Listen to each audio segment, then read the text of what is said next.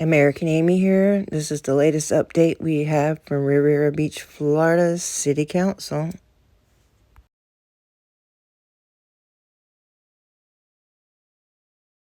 Riviera Beach councilman sues his own city for a sixth time in recent years. Riviera Beach has contended with a barrage of lawsuits from prominent community members, current and former employees, confirming in the minds of some that the city is poorly governed. Wayne Washington Palm Beach Post Riviera Beach City Councilman Tyrants McCoy has again filed suit against the city he represents, alleging that city staff have held closed meetings and refused to turn over public records in violation of Florida's Sunshine Law. The suit, filed on Jan. 13, is the sixth time McCoy has taken his city to court.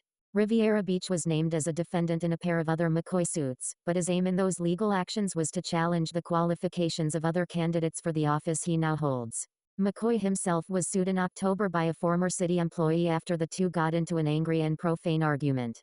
In recent years, Riviera Beach has contended with a barrage of lawsuits from prominent community members and current and former employees, confirming in the minds of some the city's reputation as poorly managed and incompetently governed. Wealthy Riviera Beach resident Fane Losman has had a long-running and, for Riviera Beach, expensive set of legal battles against the city, which has contested his right to have a floating home on the Lake Worth Lagoon. Losman has won a pair of U.S. Supreme Court rulings against the city. Former building official Lottie March Goldwire sued the city after her 2019 termination. She alleged gender discrimination and retaliation. She won a $60,000 judgment when a judge determined that the city released her unredacted employment file to the public. Rather than pay that amount, Riviera Beach had, through August, spent roughly $60,000 in legal fees contesting the judgment. March Goldwire and an attorney familiar with her case say the city has now spent more than $1 million contesting the judgment. City manager Jonathan Evans filed suit against Riviera Beach after his 2017 termination, which came after he had been on the job for only 6 months. Evans was eventually rehired in 2019. Last year, Evans initiated a pair of investigations into then Police Chief Nathan Osgood's actions during the arrest and release of Councilman Douglas Lawson. The reviews found that Osgood did not adhere to protocols, and the chief resigned. Now, he's suing Riviera Beach, alleging that the city refuses to turn over telephone records that would demonstrate he did adhere to protocols. What Tyrants McCoy's latest suit against Riviera Beach involves violation of public meeting and open records rules lie at the heart of many of the suits Riviera Beach has faced. And McCoy's January suit is in that vein. McCoy alleges in his suit that, on November 2, Riviera Beach barred the public from attending a meeting of staff members who had been assigned the task of evaluating bids for an investment management contract. Members of the public were given a telephone number to call into the meeting, during which the staff ranked the bids but, according to McCoy's suit, did not publicly disclose those rankings. McCoy argues in his suit that barring the public from personally attending the meeting violated state law. Riviera Beach has also violated state law in its pursuit of a successor to Osgood, McCoy argues in his suit. The councilman said that, on November 26, he asked the deputy city manager for the applications of all of those seeking the position.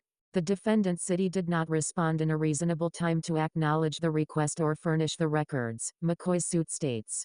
The city furnished only partial records on January 4, 2023, that is replete with redactions without providing any statutory exemptions, the suit alleges. Offering redacted records without explaining the legal reasons for the redactions is the functional equivalent of not furnishing the public record request, the suit states. McCoy said Riviera Beach held screening meetings to discuss and rank the police chief candidates without notifying the public of the meeting. Suit a locked door for a meeting that included discussions that should have been public on deck. 20. McCoy said he used an assigned access card to enter the Public Works Administration building where the screening committee was meeting. He said that when he got to the second-floor conference room where the meeting was being held, he discovered that it was locked. After he tried to open the door, someone inside opened it, he said. Upon entry into the conference room, it was audibly clear that the committee was conducting interviews during screening meetings for the chief of police position outside of the accessibility of the public, McCoy's suit states. The closed, unannounced meetings and the failure to provide unredacted records upon request violate the state's sunshine laws, McCoy argues. Riviera Beach, like other cities, typically refuse to discuss ongoing legal disputes. Evans did not respond to a request for comment about McCoy's suit. R4P McCoy has had success in his legal battles against Riviera Beach. In one noteworthy case, from October of 2020, McCoy sued the city's water utility for approving a 30% rate increase over 5 years during the coronavirus pandemic.